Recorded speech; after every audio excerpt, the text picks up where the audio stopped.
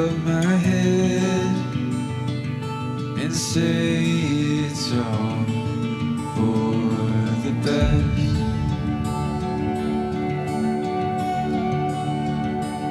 All my life I've wondered what I should say. It always feels like a mistake, another hysterical craze. I'm getting less brave by the day.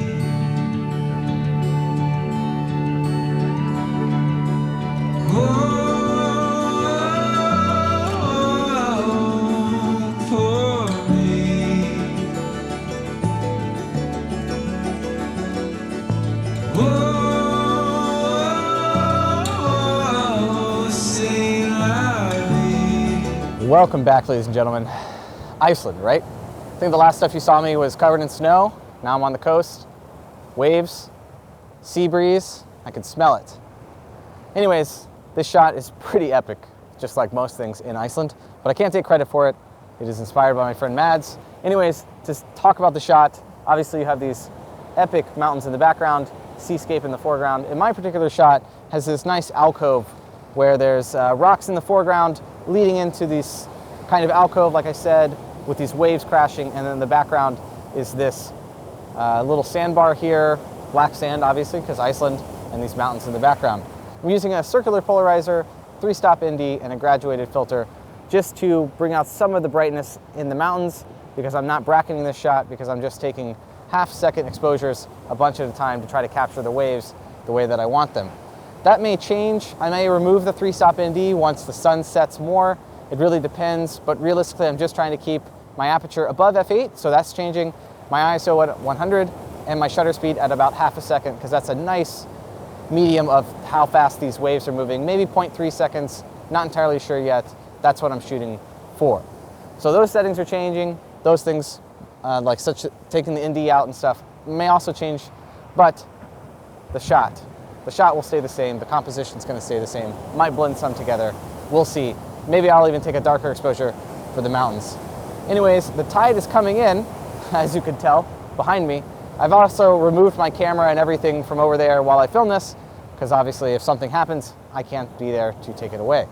So, gonna keep taking shots. Hope you enjoy, hope you're enjoying, and Iceland. It doesn't get easier than this, right? Just gotta get here. Let's take some photos.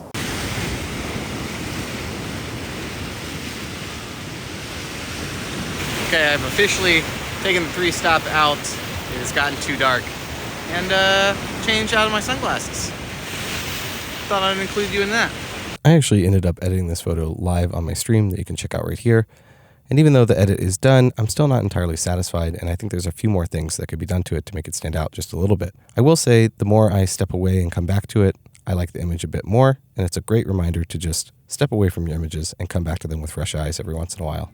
Anywho, here's the final image. If I distill my life into a phrase, would it carry any weight? Would it be a collection of cliches?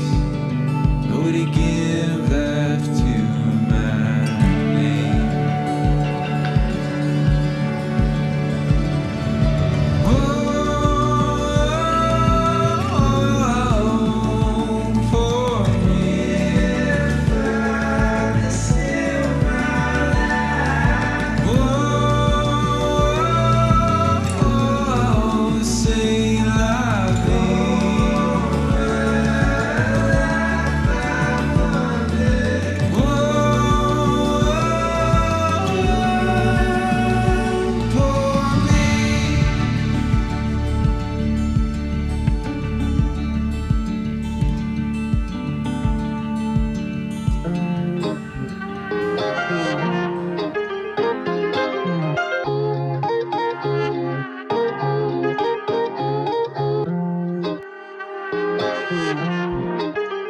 Start it up.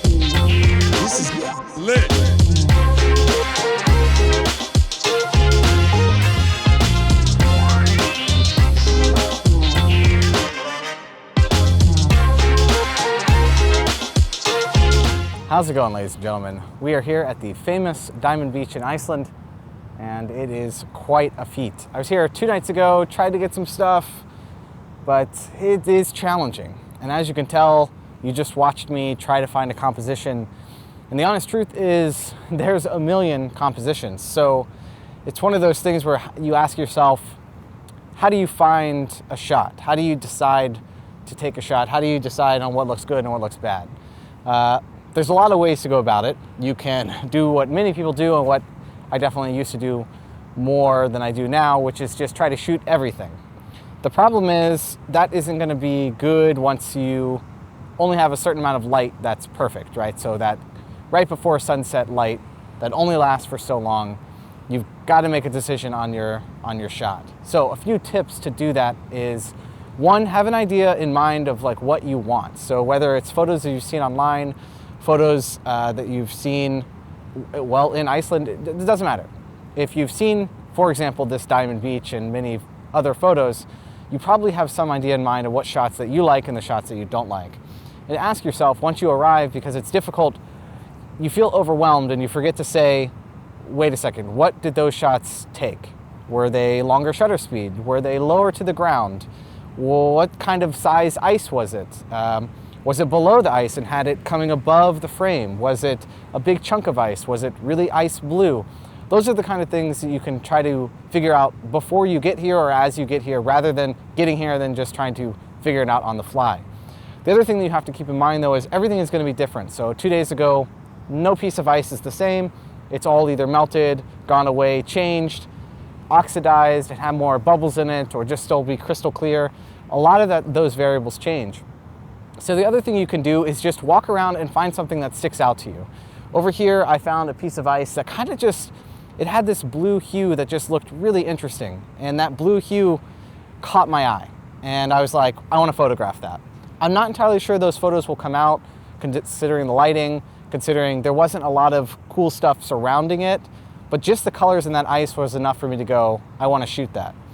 I think the best thing to do, especially when you're reserved on time because sunset only lasts so long, or you're trying to find something in a sea, literally, of compositions, is just find things that catch your eye. And as time goes on, that's gonna become easier. Things are gonna become, you're gonna instantly notice, that looks like the shot I wanna take.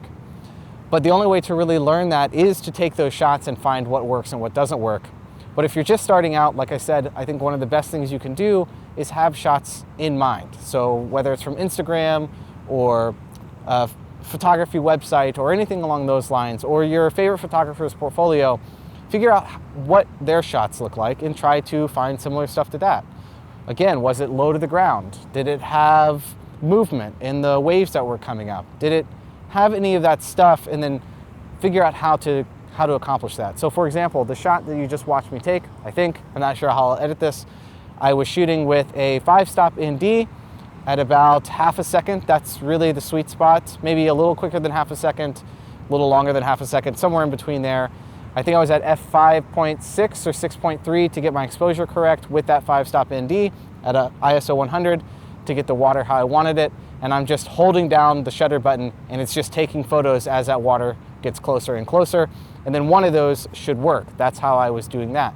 Now, in terms of the composition, the reason I chose to shoot that particular piece of ice was just how it looked. The crystal blue mixed with the ice, and just the water was coming up to it just enough. And you can tell how crazy the waves are behind me. I can't go too far out, otherwise I'll just get drenched. So I have to stay far back, set up a shot, and just wait for the waves to come in, and that's what I did. So anyways, I think if you ever show up to a spot that just has so much, it can be completely overwhelming. The best thing to do is have some shots in mind, or just find things that catch your eye and take photos of it, and then make sure you go to process those photos and learn from them, whether they turned out good or bad, or what could have helped them. So anyways, I'm gonna keep shooting. Hope you enjoy the photos, and I hope that was helpful. And also, ice, land. Okay, I'll be here all night. I'll see you later.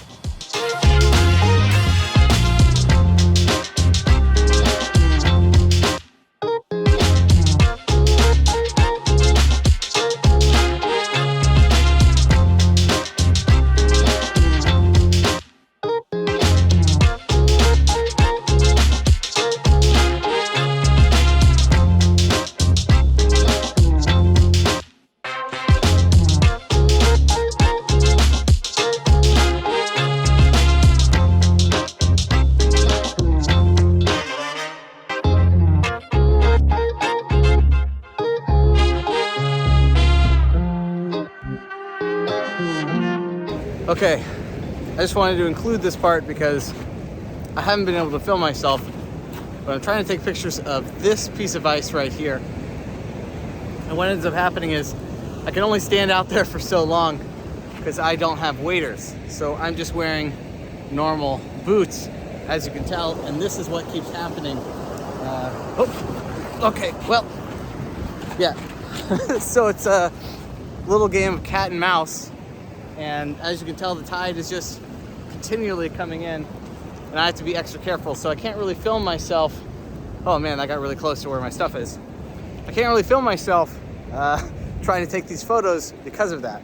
So, just want to give you a little idea of what I'm doing to get this photo.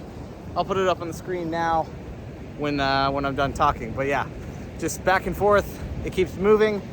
It's a little fun, but a little bit dangerous in the sense that, like, who knows what's going to happen if I'm going to make it out with dry feet.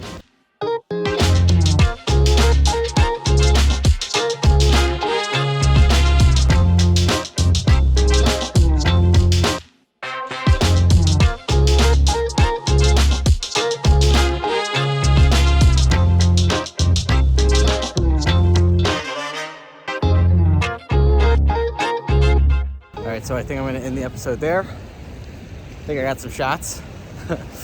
Did not get my feet wet, so that's good. And walking away pretty satisfied. Hope you enjoyed this episode. Sorry there's not a lot of me talking. It is pretty difficult to film. It's not windy right now here, so pretty easy here. Not a bunch of people, but it's been very difficult to film myself or film content while in Iceland, whether it's raining, snowing, super windy, or all of the above. Anyways, thanks for watching. If you're interested, I've got a calendar link down below. And if you enjoyed the video, you can like it. If you love the video, you can subscribe. I'll see you next week. Later.